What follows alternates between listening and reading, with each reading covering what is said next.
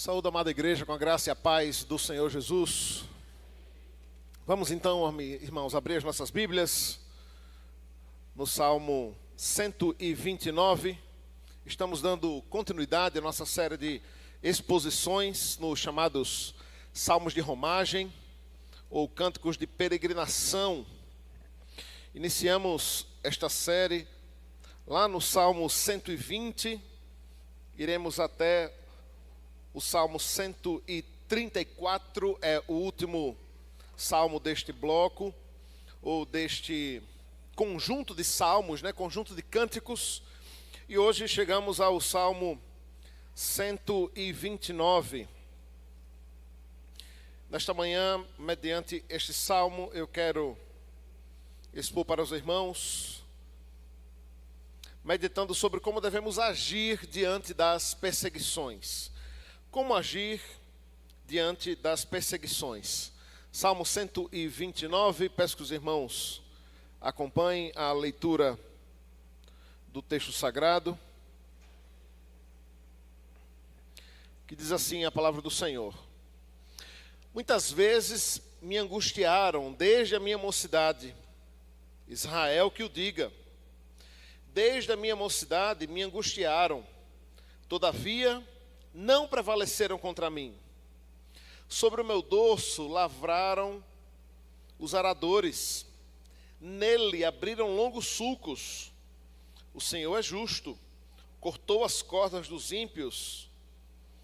Sejam envergonhados e repelidos todos os que aborrecem a Sião. Sejam como a erva dos telhados que seca antes de florescer, com a qual não enche a mão o ceifeiro, nem os braços o que ata os feixes. E também os que passam não dizem: a bênção do Senhor seja convosco. Nós vos abençoamos em nome do Senhor. Vamos orar mais uma vez, pedindo a direção e a iluminação do Senhor sobre as nossas vidas. Deus, estamos aqui diante da Tua palavra revelada a nós e pedimos que o Senhor nos ajude, Deus, a compreendermos e aplicarmos as nossas vidas.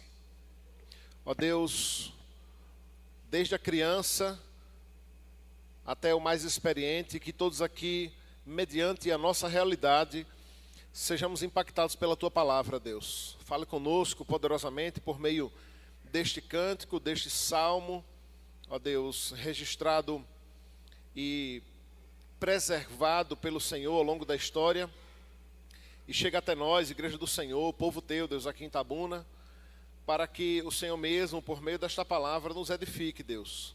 Fala conosco, nos admoeste, nos alerte, e também traga a esperança de que o Senhor é este que venceu por nós, e está conosco, independente daqueles que se levantem contra o Teu povo e contra a Tua igreja, Deus. Rogamos essas bênçãos ao Senhor, em nome de Cristo Jesus. Amém. Existe perseguição aos cristãos em nosso país? Nós, como crentes, será que nós somos hostilizados, ridicularizados, prejudicados? Temos sido odiados pelas pessoas por conta da nossa fidelidade a Deus? Você mesmo, você já sofreu algum tipo de perseguição ou de prejuízo? Já tentaram lhe ridicularizar por conta da sua fé, das suas crenças, das suas convicções? Certamente sim.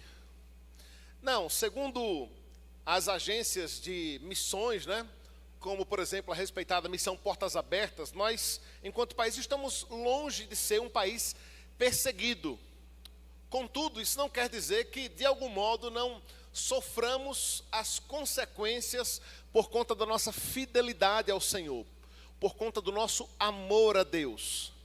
Sobretudo num tempo onde aprove a Deus por meio das redes sociais, dá voz a todos, E aí tem tudo de bom e tudo de ruim, mas inclusive aos crentes, aos servos de Deus. E agora nós temos a bela oportunidade de dizer ao mundo, às vezes de modo remoto, através de uma simples postagem, do simples vídeo, aquilo que nós acreditamos, a nossa fé, a nossa crença, os nossos princípios e valores bíblicos, cristãos. E por conta de todas essas coisas, aqui e ali nós somos perseguidos, somos hostilizados, de modo direto ou indireto. Nós temos a nossa fé atacada, os nossos princípios e as verdades que Deus estabeleceu para nós, bombardeados pelo mundo de um modo geral. Portanto, irmãos, esse texto é justamente sobre como devemos lidar e agir mediante as perseguições. Isso porque a perseguição, irmãos, talvez seja uma bela palavra que caracteriza o povo de Deus ao longo da história. Sempre foi assim. No Antigo e no Novo Testamento, na história da igreja e nos dias atuais. Sobretudo quando falamos da história do cristianismo, que, contrariando a visão triunfalista que muitos têm acerca do Evangelho, quando nós olhamos para a Escritura e quando olhamos para a Igreja de Cristo, parece que a perseguição sempre foi algo que esteve aí, presente nos nossos dias. Tanto nos países fechados ao Evangelho, que é bom sempre lembrar a nós que temos a belíssima liberdade, num belo dia de domingo, abrir as portas de um estabelecimento e estar aqui para juntos adorar ao Senhor, cultuar a Deus com liberdade. É sempre bom lembrar que hoje, em pleno século 21, existem cristãos presos, nesse exato momento, sendo torturados, prejudicados, expulsos de suas casas, tendo que sair fugido de seus países. Temos missionários que não podem revelar o rosto, seio da sua família, porque estão desenvolvendo um papel como pregadores do Evangelho e da Palavra, num país onde é crime pregar o Evangelho. Se não isso, em países supostamente livres, como os nossos, como o nosso, somos diariamente bombardeados pela mídia, pela sociedade atual, pela cultura atual, pelas ciências das mais variadas, pela política e muitas vezes até pelas leis do nosso país. E a pergunta é, como agir diante disso? Será que a solução é eleger um presidente crente? Ou uma bancada evangélica? Será que a solução, então, para lidarmos com as perseguições que nós temos no nosso país é cristianizar tudo, não é? Dando uma linguagem, um sentido, aonde tudo se torna gospel. A Bíblia, contudo, irmãos, num tempo onde ser cristão não era moda, num tempo onde servir a Deus não era uma atitude religiosa apenas, a Bíblia, através desse salmo e de tantos outros, nos mostra como nós então devemos lidar com as perseguições. E a primeira mensagem que esse texto nos traz, e é que todos nós devemos estar atentos e alertas, isso vale para as crianças nas escolas,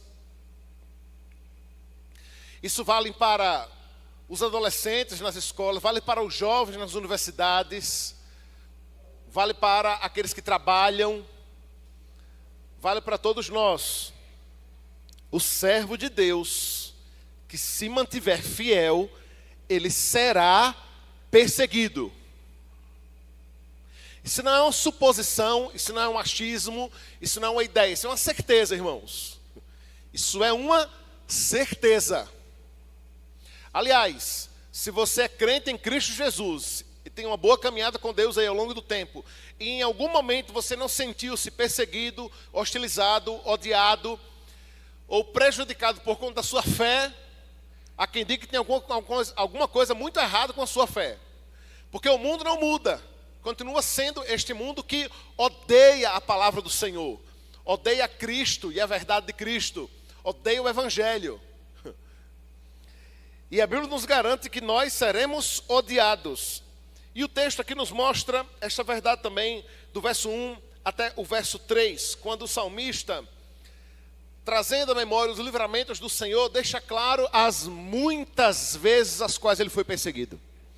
Diz o verso 1, muitas vezes me angustiaram desde a minha mocidade. Israel que o diga.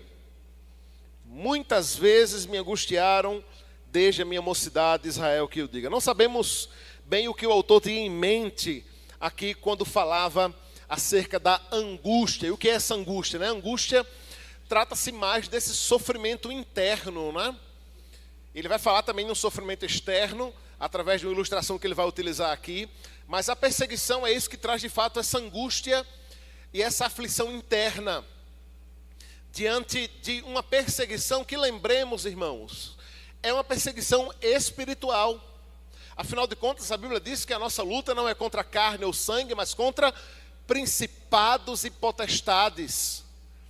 Então, o mundo, quando se levanta contra nós, os filhos das trevas, quando se levantam contra o povo de Deus, trata-se de fato de uma perseguição que é sobretudo espiritual. E isso sim traz angústia aos nossos corações. Somente quem já foi perseguido, prejudicado no trabalho, na universidade, em casa, cancelado nas redes sociais por conta da sua fé, sabe o que o salmista está falando no que se refere a essa angústia, a esse sofrimento eterno, a um certo abatimento até, por conta daquilo que os ímpios imprimem sobre nós, por conta da nossa fé e da nossa fidelidade ao Senhor. Neste ponto, irmãos, vale salientar e já fazer a seguinte ressalva. Tem muita gente que confunde consequência de pecado com perseguição. A partir do momento em que você é um mau funcionário, chega atrasado, não exerce bem a sua função, age como os demais, não exerce amor pelo próximo, não dá um bom testemunho, e por conta de ser um mau funcionário, você é mandado embora. Não venha dizer que você foi mandado embora por conta da sua fé e da sua fidelidade ao Senhor. Isso não tem nada a ver com perseguição religiosa, mas tem a ver com as consequências dos seus pecados. Tem muito crente que confunde, né? O inimigo se levantando. Não. É só você agindo de modo errado mesmo, de modo pecaminoso, dando mau testemunho e colhendo as consequências dos seus erros.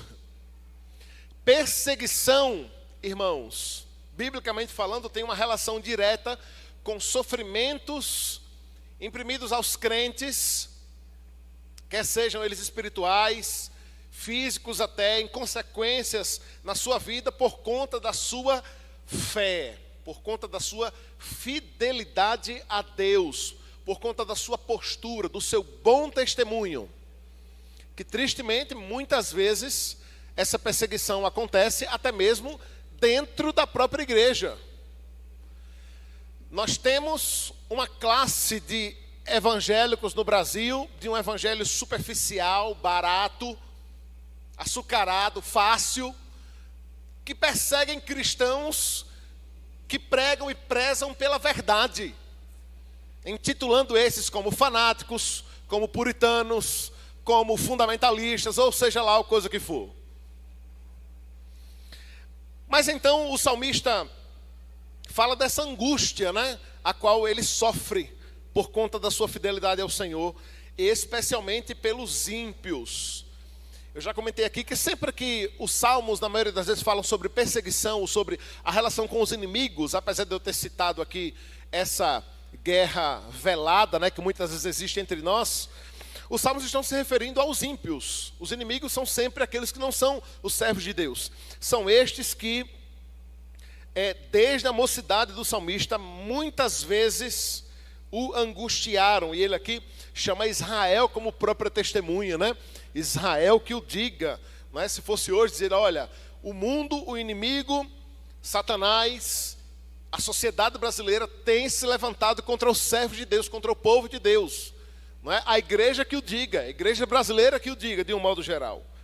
Porque, num certo sentido, irmãos, vejam só, num certo sentido, se não em tudo, nós precisamos nos unir enquanto cristãos, enquanto servos de Deus.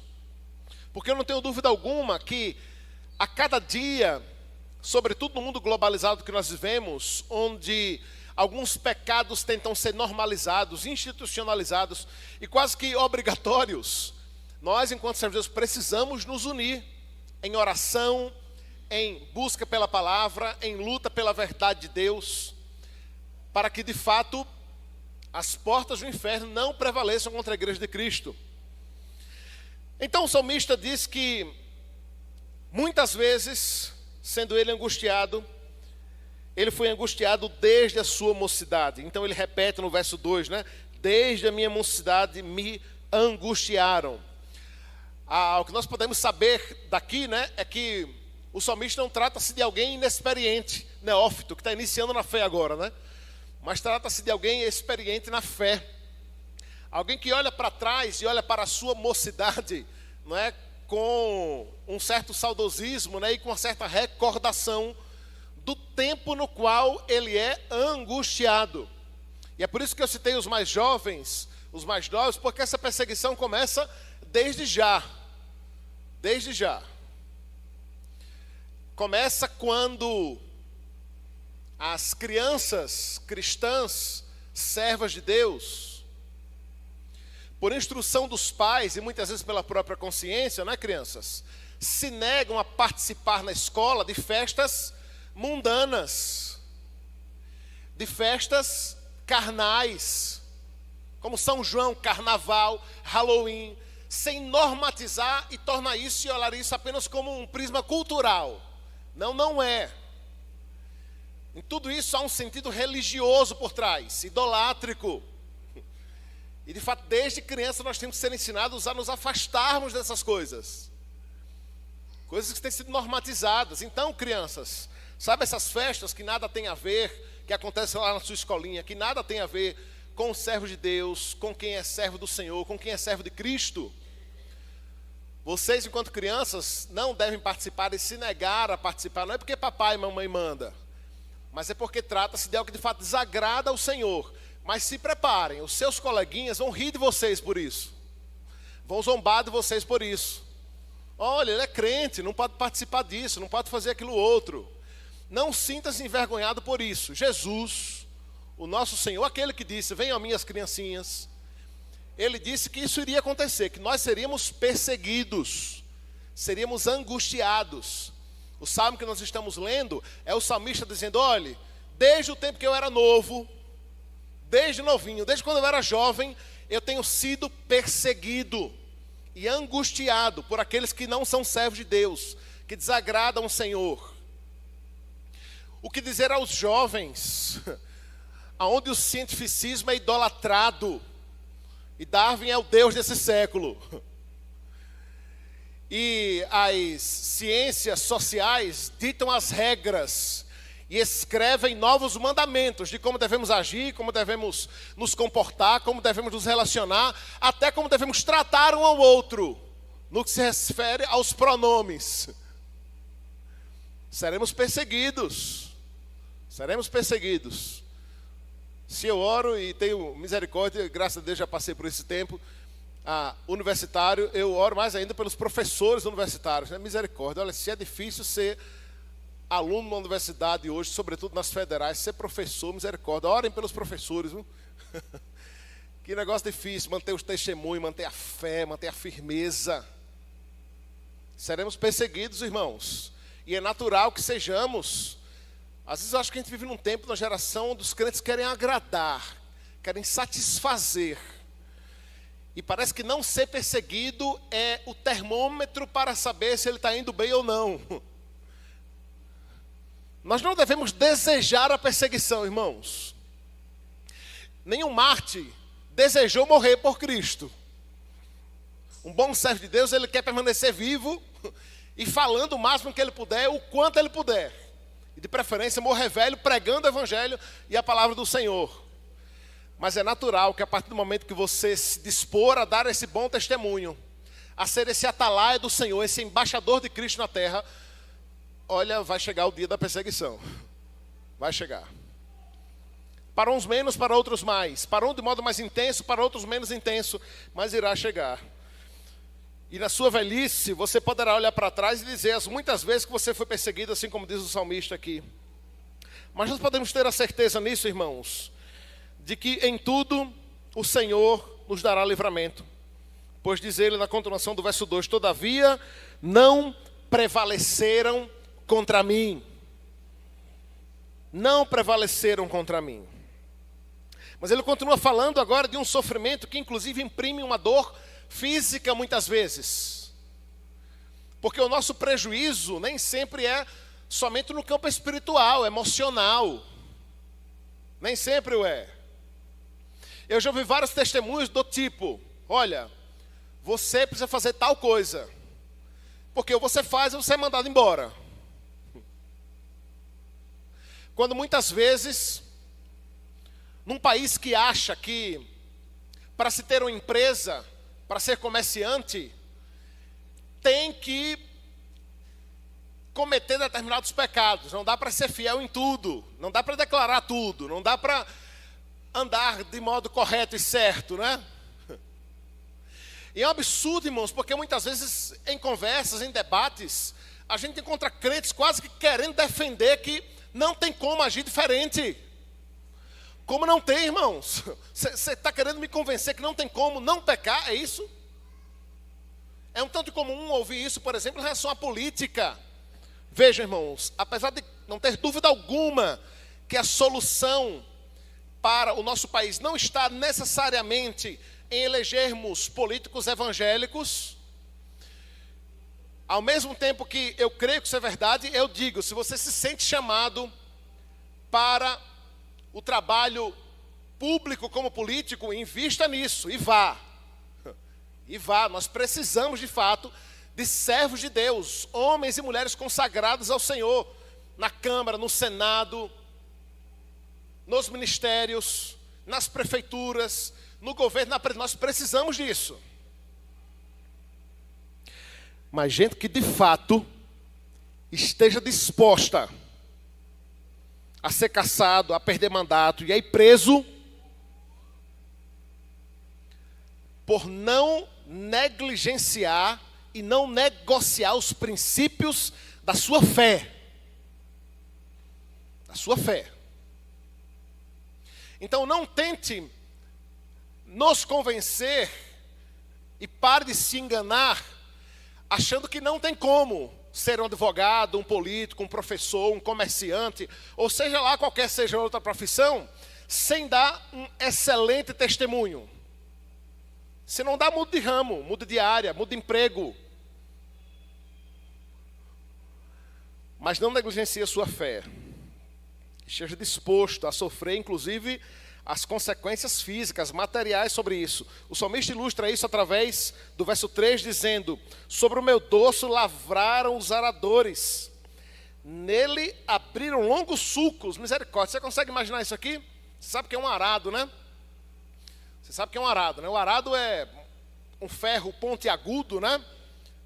Ou um ou vários, assim, um do ladinho do outro, que geralmente você põe sobre o lombo do animal, né? Hoje em dia a gente tem maquinários que fazem isso, né? Mas aqui nesse tempo você colocaria sobre o lombo do animal, e o lombo do animal sai andando sobre a terra, e aquele arado sai, enquanto ele arrasta na força do animal, abrindo verdadeiras valas, né? Abrindo longos sulcos ali. É daí que ali se planta a semente, né? Fecha o lugar, e o salmista usa essa ilustração para dizer que os inimigos o oprimiram e o angustiaram de uma forma tão grande que é como se ele sentisse que tivessem passado esses arados sobre as suas costas e aberto longos sulcos, né? Aqui, lembre-se sempre que trata-se de salmo. Salmo é uma linguagem poética. Então, a ideia aqui é uma ilustração que o salmista utiliza para dizer o quanto ele sofreu, inclusive na sua própria carne, na sua própria pele, consequências físicas e talvez até materiais. Por conta da sua fidelidade ao Senhor, o servo de Deus será perseguido. O servo de Deus será angustiado. Mas em segundo lugar, esse texto nos mostra também, no verso 4, que o Senhor é aquele que age em nosso favor. O Senhor é aquele que age em nosso favor. Nós não podemos esquecer em nenhum momento que o Senhor é aquele que olha por nós, olha por seus servos. Ele tem visto aqueles que têm nos angustiado, que têm nos perseguido enquanto servos de Deus, enquanto povo do Senhor. O Salmo, então, no verso 4, continua dizendo: mas o Senhor é justo. Mas o Senhor é justo. E cortou as cordas dos ímpios. Aqui as cordas são as cordas que puxam os arados, aqueles que têm aberto longos sulcos, né? A ideia é que o Senhor deu livramento, o Senhor deu alívio. Em um tempo, irmãos, onde a justiça dos homens gera desconfiança, desesperança, insegurança, revolta, a justiça do Senhor é boa, agradável, perfeita e justa. Diante de um tempo onde não podemos confiar nos nossos juízes, onde o juízo e as leis do nosso país são questionadas, são lançadas na vala, num tempo onde criminosos são soltos e inocentes presos, num tempo onde não podemos confiar na integridade e na seriedade daqueles que legislam sobre o nosso país, nós precisamos nos apegar cada vez mais ao justo juiz, à justiça de Deus. E com isso, quando fizermos isso, a gente vai parar de perder tempo brigando como se pessoas pudessem exercer essa justiça. E já me permita adiantar aqui um negócio. Ano que vem é ano de eleição. Ô irmãos, aprendamos com os nossos erros. Aprendamos com os nossos erros. E com certeza um deles foi e é gastarmos o nosso tempo, a nossa saúde, o nosso dinheiro, a nossa vida, sacrificarmos amizades e relacionamentos para brigarmos por homens, brigarmos defendendo pessoas, sobretudo quando nunca brigamos por Cristo, nunca brigamos em defesa do Evangelho. Como é triste ver crente brigando por homens, por nomes e por partidos, crentes que nunca tiveram dispostos a perder um emprego por Cristo. Nunca estiveram dispostos a discutir com alguém pelo Evangelho. Dentre outros motivos, porque não tem preparo para discutir pelo Evangelho. Confiemos na justiça do Senhor, irmãos, na justiça de Deus, pois Ele é o Deus justo. O Senhor é justo. Você consegue imaginar o salmista dizendo isso aqui? Ele diz isso não com um sentido no coração de vingança, sabe? Mas depois que o salmista acaba de dizer o quanto ele é angustiado, oprimido, ele sofre, e agora ele vem dizer, mas o Senhor é justo, é quase como a criança que diz assim, deixa eu contar para o meu pai que você vai ver. Sabe? É quase como uma criança que tem um irmão mais velho na escola e ela apanha, e ela diz assim, peraí, eu vou contar para o meu irmão mais velho, você vai ver o que é bom para tosse. Não é? É o salmista aqui dizendo, olha, mas o Senhor, olha, eles têm me oprimido desde a minha mocidade. Eles têm se levantado contra mim, como arados sobre as minhas costas, é o sofrimento que eles têm impresso sobre mim. Israel, que eu diga, mas o Senhor é justo. Mas o Senhor é justo. Cortou as cordas dos ímpios. Então, irmãos, do verso 5 em diante, o salmista vai agora fazer uma oração. Uma oração. Uma oração muito pouco feita nos nossos dias, porque nós somos muito corretinhos politicamente falando. Nós queremos muito agradar a sociedade, as pessoas que convivem ao nosso redor. Oração muitas vezes até visto de forma equivocada e errada, né? Quem somos nós para isso? E os irmãos que têm sido abençoados vindo na terça-feira no estudo, já me ouviram falando sobre as orações imprecatórias. E do verso 5 até o verso 8, é exatamente e somente isso que o salmista está fazendo. Rogando a Deus que exerça o seu justo juízo sobre os ímpios. Em terceiro lugar, esse texto nos mostra que nós devemos confiar no justo juiz. Vejamos então o que diz o verso 5 até o verso 8. Sejam envergonhados e repelidos todos os que aborrecem a Sião. Sejam como a erva dos telhados que seca antes de florescer, com o qual não enche a mão o seu ceifeiro, nem os braços o que ata os feixes. E também os que passam não dizem ou não digam: a bênção do Senhor seja convosco. Nós abençoamos em nome do Senhor. Há uma classe, irmãos, de orações na Escritura, sobretudo nos Salmos, são as chamadas orações imprecatórias. São as orações que, ao invés de abençoar, pedem a maldição de Deus. Na Bíblia, esse fato ocasionalmente incomoda as pessoas que parecem pensar que isso não coaduna ou não combina com a Escritura que diz que nós devemos amar os nossos inimigos. Mas é possível amar os nossos inimigos e ainda assim rogar a Deus a maldição sobre eles? Sim. Sim, porque amor, biblicamente falando, não é um sentimento. Mas trata-se de uma ação, de uma atitude. Quando a Bíblia pede para você amar o seu inimigo, ela não está necessariamente pedindo que você tenha um sentimento de amor semelhante ao que você tem ao seu irmão em Cristo, ao seu melhor amigo, ao seu pai, à sua mãe, ao seu filho em relação ao inimigo. Mas sim que as suas atitudes sejam semelhantes. Se ele precisar de ajuda, ajude-o. Se ele precisar de amparo, ampare-o. Se ele precisar de comida, lhe dê. Se ele precisar de uma mão, estenda. Mas ele é ímpio, é injusto, é infiel, me persegue. Então, ao mesmo tempo, também cabe rogar que Deus exerça justiça e juízo sobre ele. Eu não exerço essa justiça e esse juízo sobre ele. Eu não. Eu exerço o amor prático. Eu amparo, eu ajudo e eu amo. Ao mesmo tempo que eu rogo que Deus exerça juízo e justiça. Você sabe que eu estou amenizando para vocês não ficarem muito escandalizados, né? Quando eu digo exerça justiça e juízo, em outras palavras, estou dizendo que Deus o amaldiçoe. Se você não concorda comigo, então concordo com Lutero, que dizia: eu não posso orar sem amaldiçoar.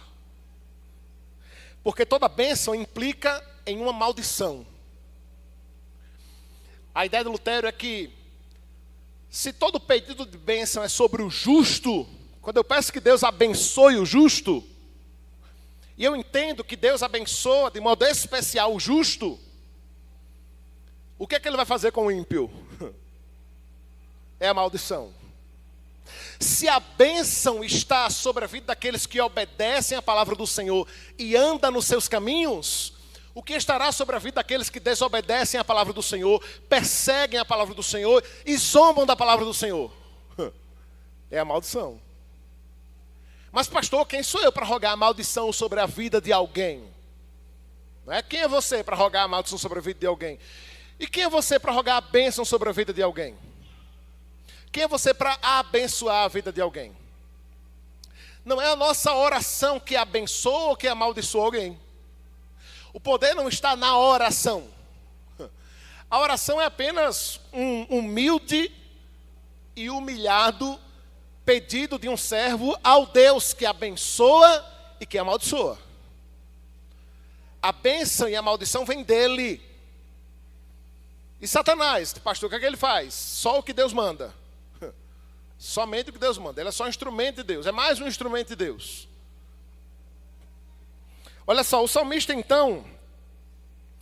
Antes disso, deixa-me dizer que nós temos várias passagens, né? Não só nos Salmos. No Saltério nós estamos recheados. Realmente existem os salmistas, realmente eles nos dão uma verdadeira aula de orações imprecatórias, né? Sempre lembrando, irmãos, também acerca disso, que as orações imprecatórias nada tem a ver com o espírito de vingança, tá? Não há ódio no coração do salmista quando pede a Deus que sejam envergonhados e repelidos todos os que aborrecem a Sião. Não há. O sentimento maior aí que há no coração do salmista é um desejo que o nome de Deus seja glorificado, que o nome de Cristo seja exaltado, e uma consequência natural disso será a vergonha dos injustos, será a vergonha dos ímpios, será a maldição sobre aqueles que desprezam, sobretudo aqueles que se levantam contra o Senhor. Ora, irmãos, o Senhor Jesus nos alertou acerca disso. Cristo é o nosso maior exemplo de perseguição. Alguém que não teve um minuto de paz nós temos longos períodos, né? Onde tudo vai bem, onde não somos perseguidos, onde podemos exercer a nossa fé de modo, né?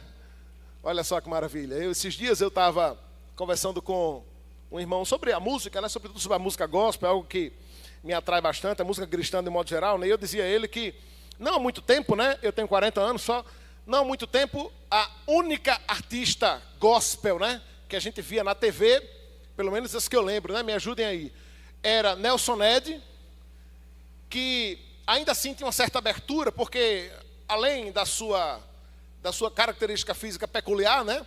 Ele era um anãozinho, né? Tinha uma voz extremamente potente. Era alguém que era um cantor lá no mundo, se converte, né? Então ele já tinha um certo prestígio, digamos assim, midiático. Era o único que a gente via aparecer em programas, de um modo geral, do mundo gospel aí, ou programas de televisão, né? E depois, uma das primeiras a aparecer foi a Aline Barros. Foi uma das primeiras a aparecer. E hoje, rapaz, hoje você liga a televisão, tem mais gente crente cantando do que gente do mundo, não é? Porque, de fato, essa abertura começou a acontecer, né? Essa abertura começou a existir. Mas, irmãos, não nos enganemos. Não nos enganemos. A partir do momento em que o mundo começar a achar que é muito bonito, é muito atraente, é muito agradável o evangelho e os crentes, olha, tem alguma coisa muito errada nesse evangelho e nesses crentes.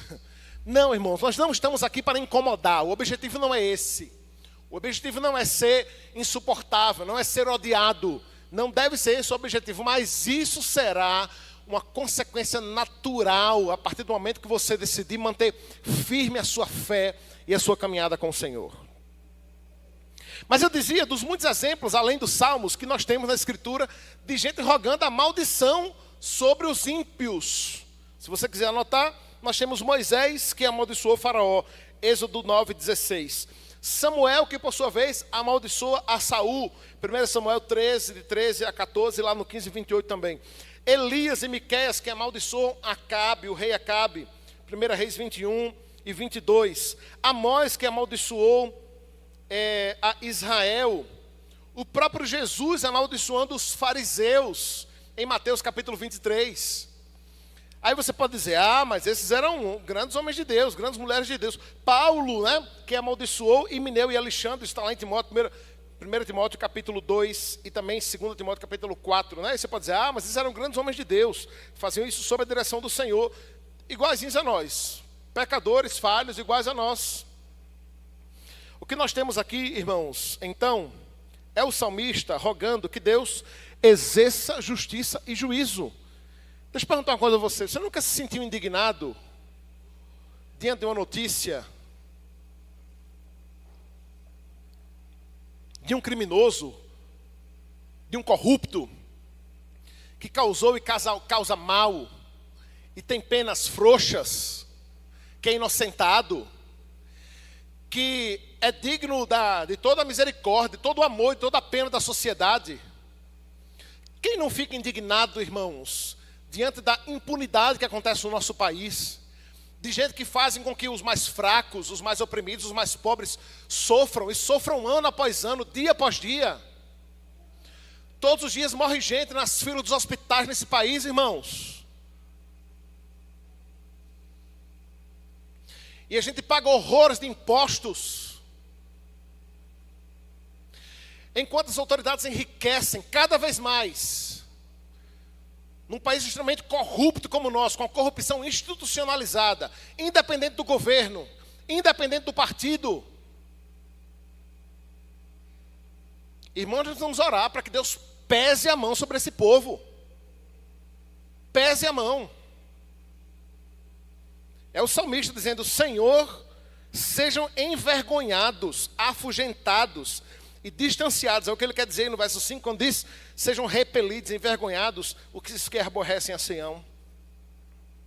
O salmista clama, olha só, o salmista clama aqui no verso 6 e 7, que a improsperidade esteja sobre eles. Que não haja prosperidade ou crescimento ou produtividade. É o que ele quer dizer no verso 6 e 7, quando diz, sejam como a erva dos telhados que seca, não florescem, que eles não encham as mãos nos celeiros, que os braços não atem os feixes. Ele está aqui fazendo ilustração a grandes colheitas, né? O desejo aqui é que o ímpio não prospere, não enriqueça. E por fim, irmãos, nos verso 8 aí, ele clama simplesmente, e eu não sei se você entendeu isso, às vezes a gente olha aqui o verso 8, né, e diz amém, né, como se o salmista estivesse rogando a bênção de Deus sobre os ímpios, né? Não, o que ele está dizendo aqui, olha, que eles sejam envergonhados, que a colheita deles dê tudo errado, e que ninguém passe perto deles e diga, a bênção do Senhor seja convosco. Que ninguém passe perto deles e digam, nós os abençoamos em nome do Senhor. Você está entendendo o que o salmista está pedindo a Deus aqui? Nesta canção, neste salmo, cantado por centenas de pessoas que estavam indo para Israel adorar ao Senhor. É dizendo, Deus, não os abençoe. Não os abençoe. Eles têm se levantado contra nós, têm se levantado contra nós enquanto povo de Deus, enquanto servos do Senhor.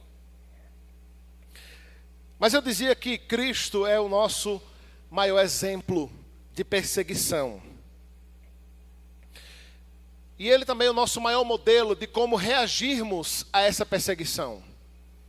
E aplicando a Cristo, eu queria concluir a mensagem desta manhã, dizendo que nós temos o grande privilégio de sermos perseguidos por amor ao Senhor. O sofrimento geralmente é falado e é visto como consequência do mal, né? Como consequência do pecado. Eu sempre tenho dito que o sofrimento sempre é um resultado de pecados que nós cometemos ou de que são cometidos pelos outros. E nós acabamos sofrendo as consequências disso, né? E até nós iremos falar disso hoje na nossa classe aqui da Escola Dominical. Alguém, por exemplo, que é viciado em drogas, em comida ou em qualquer outra coisa, pode trazer prejuízo não somente para ele, mas também para os que estão ao seu redor.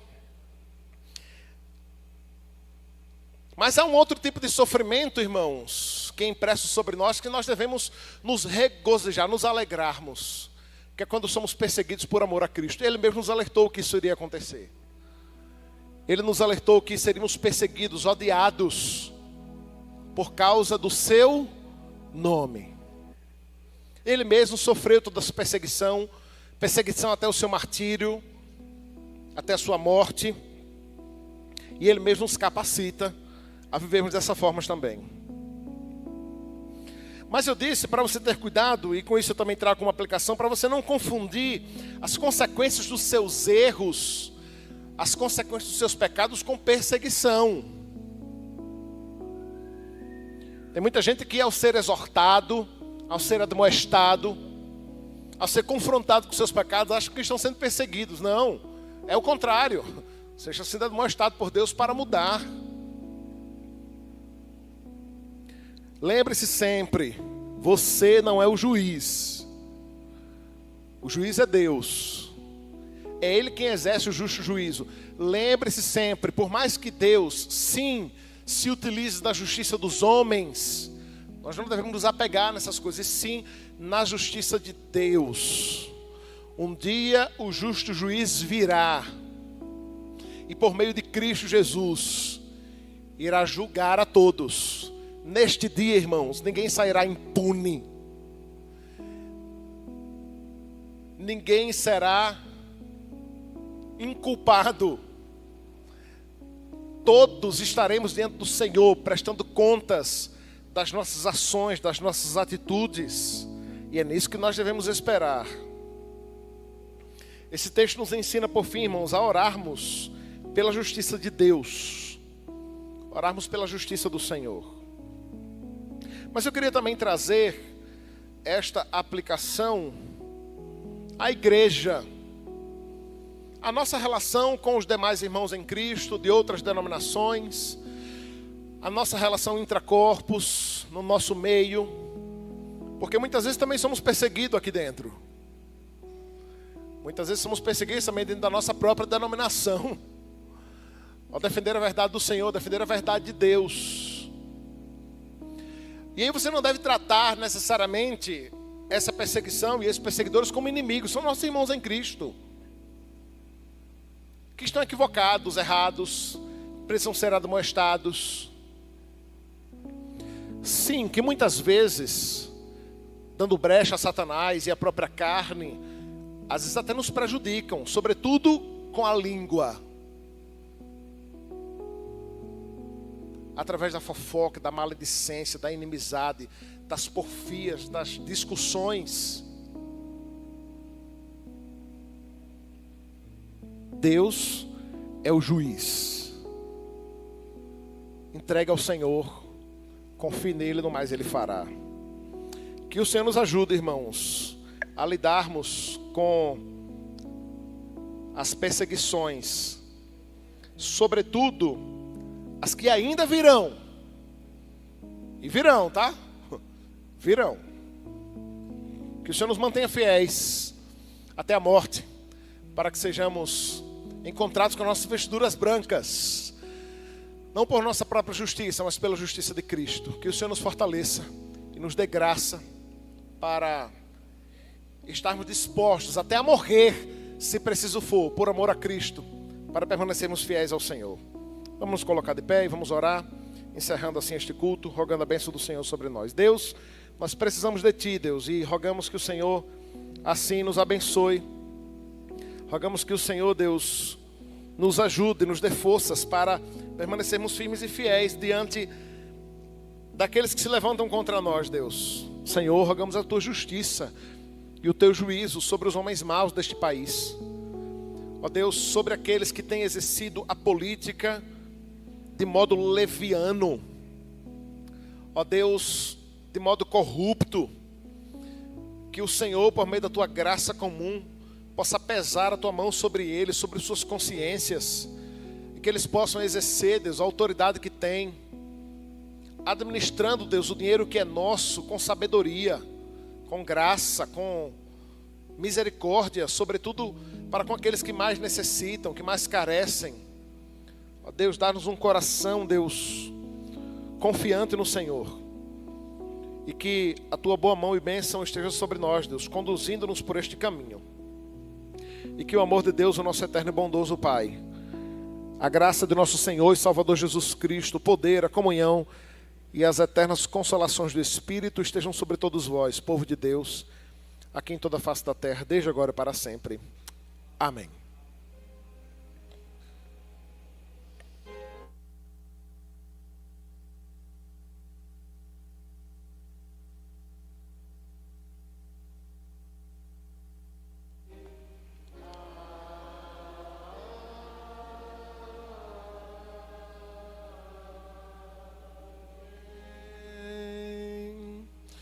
A igreja pode se assentar. Queria muito agradecer a presença de todos, aqueles que nos acompanharam pelo nosso canal do YouTube até aqui. Que Deus assim continue abençoando o nosso domingo, dia do Senhor. Alguns avisos rápidos a dar à igreja, irmãos. Hoje à noite eu não estarei aqui. Talvez os irmãos ainda estejam se acostumando com isso. Nós temos uma congregação na cidade de Ubaitaba e os irmãos precisam ali também partilhar da ceia do Senhor. Então, todo segundo domingo à noite eu estarei lá para ministrar a Santa Ceia. Hoje estarei lá, eu, o presbítero Gilberto e o presbítero Alex, estejam orando por nós, pela nossa viagem. À noite irá pregar aqui o reverendo James, conhecido da igreja, e eu peço que os irmãos orem por esse tempo lá e também orem pela nossa congregação. Irmãos, a terça-feira nós temos o nosso estudo bíblico. Essa terça teremos normalmente, certo? E é depois do feriado também. O acampamento acaba na segunda-feira. Terça-feira estaremos aqui firmemente para o nosso tempo do estudo bíblico, tá bom? Não teremos atividades culticas aqui na igreja no próximo domingo, irmãos. Porque boa parte da igreja, até agora 86 pessoas, estaremos lá no nosso recanto, no acampamento da família. Então lá acontecerá o culto tanto pela manhã quanto à noite, normalmente igualzinho acontece aqui, tá bom? Inclusive nós teremos Santa Ceia. Então os irmãos que desejarem e puderem, estejam lá no domingo conosco. É uma boa oportunidade de você de repente chegar cedo, almoçar conosco, prestar culto ao Senhor, né? Você pode fazer isso também no sábado ou em qualquer outro dia que você queira, tá bom? Você pode pagar ali a refeição, né, avulsa, e ter um tempo ali conosco de comunhão, tá bom? Eu queria que a igreja prestasse bem atenção, no último aviso que eu tenho a dar, para alinharmos isso, tanto com a igreja quanto com a junta diaconal. Cadê os diáconos aí? Muito bem. Irmãos, é praxe em nossas igrejas, por uma questão de reverência e de concentração, que nós só adentremos ao templo, só adentremos aqui ao nosso salão de culto, quando não estivermos orando, nem lendo a Bíblia, lendo a palavra. Então vamos manter esse bom costume, tá bom? Então, se você chegou atrasado, você já sofre o ônus disso. Aí você fica esperando lá fora, que você chegou após o início do culto. Se estiver orando, aguarde lá fora e entre depois que terminar a oração. Se estiver lendo a palavra, a mesma coisa. Por quê? Porque você vai entra fazendo barulho, cai a chave, tem que passar pelo banco para entrar. E você desconcentra e atrapalha quem está aqui centrado, prestando atenção no culto, tá bom? Então você vai entrar naqueles momentos de transição, tá bom? Transição, se estiver cantando alguma música, a transição entre um momento do culto e outro, você adentra. Eu queria muito contar com a ajuda e a autoridade da junta diaconal nesse sentido. Não se sintam encabulados em segurar os irmãos à porta, certo?